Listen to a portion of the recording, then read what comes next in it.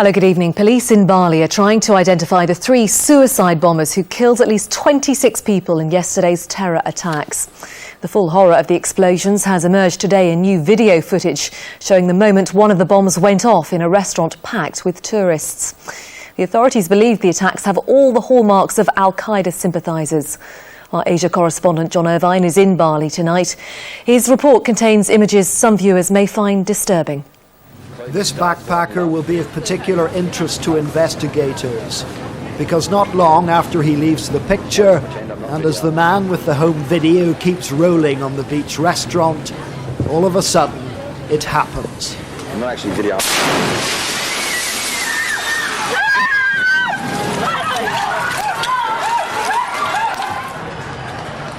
In the aftermath, there was pandemonium and carnage. 7 people were killed here. Minutes later came another blast, this time in a built-up resort. Today, the gentle people of this island have been paying their respects and visiting the bomb sites. At the beach restaurants, the Balinese police have been sifting through the golden sand for evidence. After the last time, Bali had just about learned to relax again, and that's what people were doing here last night. This is a cosmopolitan island where locals mix freely and happily with holidaymakers from all over the world. That means, of course, that nobody stands out. That's what made these restaurants vulnerable, like a London bus or a tube train. All these targets have one thing in common: they were dead easy. The Indonesian president has been here, promising that the masterminds will be caught and urging vigilance. But for most of us, being on your guard simply isn't part of the holiday experience. And this afternoon, many tourists were queuing at the airport to catch an early flight home. After a lengthy period of recovery, this idyllic island is back in the front line of global terror. John Irvine, ITV News, Bali. At least 19 people have died after a cruise ship capsized on a lake north of New York. The dead are mainly thought to be pensioners.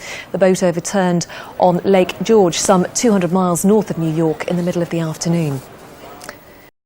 Here, the battle for the Tory leadership has overshadowed the start of the party's conference in Blackpool as the 5 main contenders for the leadership unveiled their vision for the future.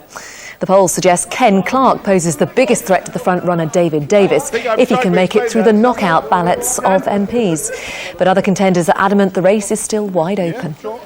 I remember Michael Portillo as being an unbeatable candidate. I remember Ian Duncan Smith as the rank outsider, and I remember John Major being 25-1 before he ran.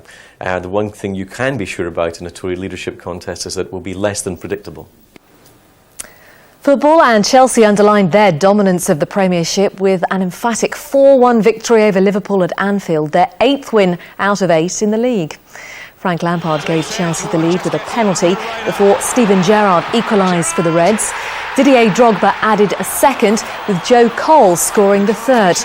Jeremy grabbed a late 4th goal. And that's it. You can keep up to date with all the latest developments on the ITV News channel. But from all the weekend team for now, goodbye.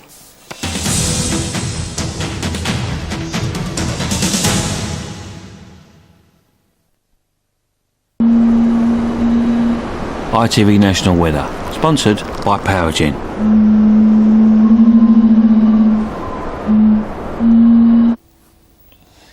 Hello, good evening. Fairly pleasant autumn weather, I think, for the next few days. Looks very quiet. Some mist and fog around overnight.